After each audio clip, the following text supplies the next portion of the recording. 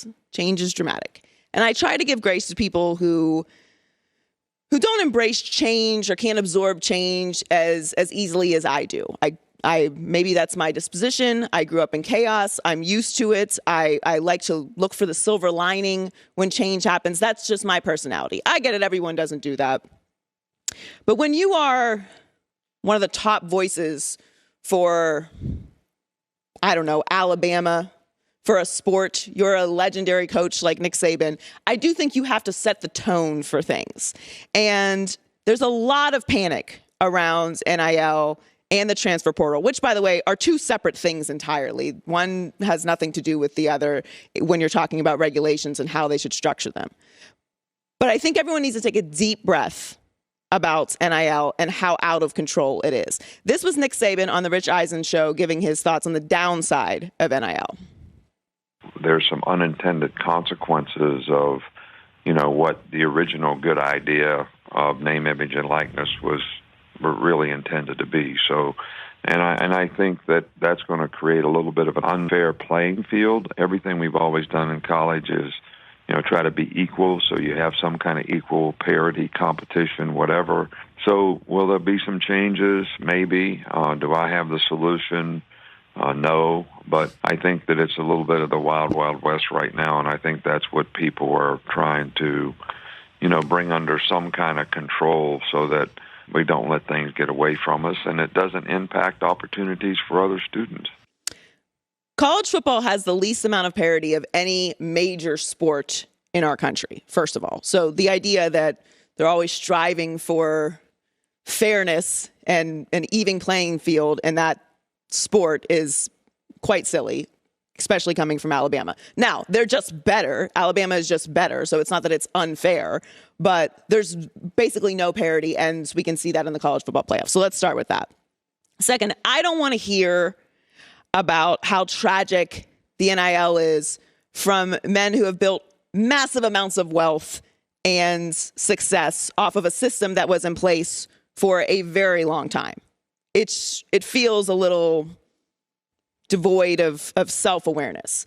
Again, like anything, change can trigger people, and it can be dramatic, and it takes an adjustment. But like anything else in life that has a dramatic swing, it corrects itself, and that's what NIL will do. I do think it does need some regulations, some guidelines, some ways to protect young people from bad actors and universities from taking advantage of it. But let's not sit here and clutch our pearls and act like there's not been any universities over the past 50 years who have bent the rules with recruiting a little bit and not done everything above the board. I'm not accusing any particular school, but we all know this goes on. We all know they slide a little cash every once in a while to the youth pastor to redo the church, and all of a sudden everybody has a new car. These things happen. So this idea that it is all of a sudden going to change things that were not already happening is nonsense. Only now you can get a real check. Only now you can pay taxes only. Only now you can put it in the bank and not worry about losing your scholarship. Also, NIL only affects the top players in high school going into college. This isn't something that is going to drastically affect every single college student. You're not going to pay a kid that's going to go to a Division II school $1 million to go to Alabama. That's not how this works. So there's a very small section of recruits that are even being affected by what Nick Saban and Dabo Swinney and some of these other top coaches are talking about when it comes to NIL. So what does this really mean? It really means you have to find a new way to recruit. Buying players? What does that even mean? If an 18-year-old graduates from high school and he's a genius and these tech companies are bidding on his or her services, no one's freaking out about how unfair it is and how they need to go to school. No, they're saying this kid is a genius. Allow them to make money right now if that's what their future has laid out for them. No one's complaining about that. If an 18-year-old inherits a bunch of money from their family, that happens all the time. No one freaks out about that. If there's an 18 or 19-year-old that starts a clothing line with Amazon, makes a couple $1 million, wonderful. You have a business. You have created this.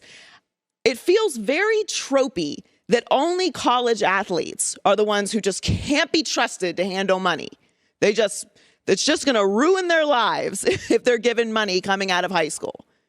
Also, there's an assumption that none of these young people have, I don't know, family structures or friends or mentors around them to keep them from falling into whatever this big, bad NIL monster is. This was an inevitable thing that was going to happen. You could have seen it on the horizon for the last 10 years. The NCAA was forced into this. That's why there are no guidelines on it. It was always going to happen. So if you're pushing back on it, you either don't have the internet or Instagram, or you truly don't understand how to use it to recruit for your university. But it is not as bad as everyone is saying. It's not anywhere near the exaggeration, the big bad NIL monster that everyone is putting out there. They're very capable of making money. They should be able to make money off their name, image, and likeness. Everything will correct itself as it always does. It's going to be okay. It's always going to be okay. You just have to find a new way to recruit. And I get it. That's change and it's dramatic, but that is the way it goes. So the NBA playoff Cardinals, and they would be silly to drag this out. So there were some murmurs yesterday. Tom Pelissero reported that the Cardinals have yet to make an extension offer to Murray, and Kyler Murray's agent has informed Arizona weeks ago, in fact, that he was pulling his opening proposal off the table, and it is on the board that he will hold out if he does not get a deal that he likes.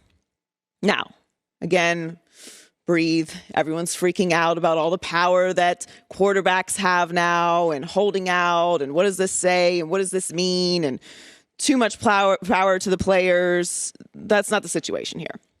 Now, there's some questions about Kyler Murray, and that's fair. Does he have all the leadership intangibles that he needs to have? Will he be the face of the organization in 10 years? I believe he does. But if this becomes messy with the Cardinals, they're sending a message that maybe they feel that he doesn't.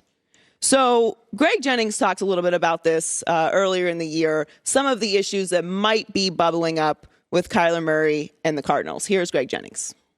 They've created this problem. And it was a good friend, Larry Fitzgerald. I remember sitting down and talking to him and asking him about Kyler. And he said one of the things that he felt was that they rolled out the red carpet too soon for a young guy. They gave him everything that he wanted, anything. He had free reign, and it started to show in his personality and the way he carried himself. When you do that, when you make that decision early, you set yourself up to fail. And this is what has happened in that organization right now with Kyler Murray. You've already given him everything that he's ever asked for. You rolled out the red carpet, you turned over the car keys and said, here, this is your car. We go as you go. And now all of a sudden, he doesn't want to drive that car anymore. I don't know what other choice the Cardinals have. This is a quarterback league. He is a franchise quarterback. It would benefit the Cardinals to get a deal done early, a longer-term deal, get the money that Kyler wants, and be able to spread it out so that you have flexibility with the cap. What are you putting off? If you're saying Kyler's not the guy, which clearly, according to Greg and Larry Fitzgerald, there are some conversations about him having some leadership issues. Maybe he's not the franchise guy. Well, that means you guys don't know how to draft quarterbacks, because this is your second one. And I don't think you're going back to Josh Rosen. But the tales of whether Kyler Murray is improving or he is the guy in Arizona are also exaggerated, because if you look at his numbers year to year, he is improving, which is what you ask for from a young quarterback. Every year he's gotten better. Has he had some injury questions? Maybe, but he's only missed 3 games in his 3 years in the league. Sorry to our radio listeners, but he's getting better every single year. Better completion percentage, more yards per game, higher passer rating, and even though nobody wants to say that wins are a quarterback stat, they're winning more with Kyler Murray. So he's your franchise guy. Why are you going to make this messy? We have 2 examples of organizations trying to go up against quarterbacks and failing. Dak Prescott, which, I've never talked about anyone's contract in the history of sports more than I talked about Dak Prescott's contract, which I said from the beginning, he is going to get, and that's what I'm saying now with Kyler Murray, he is going to get the contract. And Kirk Cousins, who we know is one of the best in all of sports at making money for not winning a lot. So if you want to go up against the quarterback, you're going to lose. That's just the world that we live in the NFL. Now, if you look at Josh Allen, who got his deal going into his 4th year, he got $43 million at 6 years. And obviously Patrick Mahomes, who got $45 million a year on a 10-year deal. I'm not saying you need to give him a 10-year deal. I'm not even saying you need to give him a 6-year deal. Give him a 5-year deal. Spread things out. Make it flexible. Make it move. But you're going to have to pay Kyler Murray. What else are you going to do? Are you going to go back on the market and look for something better? Everyone wants to find the next Patrick Mahomes. There's only one Patrick Mahomes. Don't get confused about this. And he's staying in Kansas City in perpetuity. He is going to be there.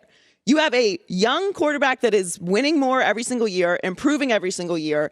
Maybe he's not perfect in the locker room. Maybe you feel like you rolled out the red carpet too soon. That's a you problem, because what he's doing on the field is producing results, which means you're going to have to pay him. And clearly he has no problem playing these public games because he already erased Arizona off of his social media temporarily. His agent has already put out a manifesto, Cheesecake Factory announcement, if you will, Cheesecake Factory menu size announcement about what they want and what they're interested in. So they are obviously ready to go to war over this contract, as they should. He's willing to leave $5.5 million on the table if he doesn't play this year. He will make that back because Colt McCoy is your backup right now, and he's not giving you a whole lot of leverage. Pay Kyler Murray. Don't drag this out. Focus on winning in the future, and everything else you have to worry about because he's the franchise quarterback there. Don't worry about the money. You're going to have to pay your quarterback. It's actually a good thing to have to pay your quarterback. That means you have a guy.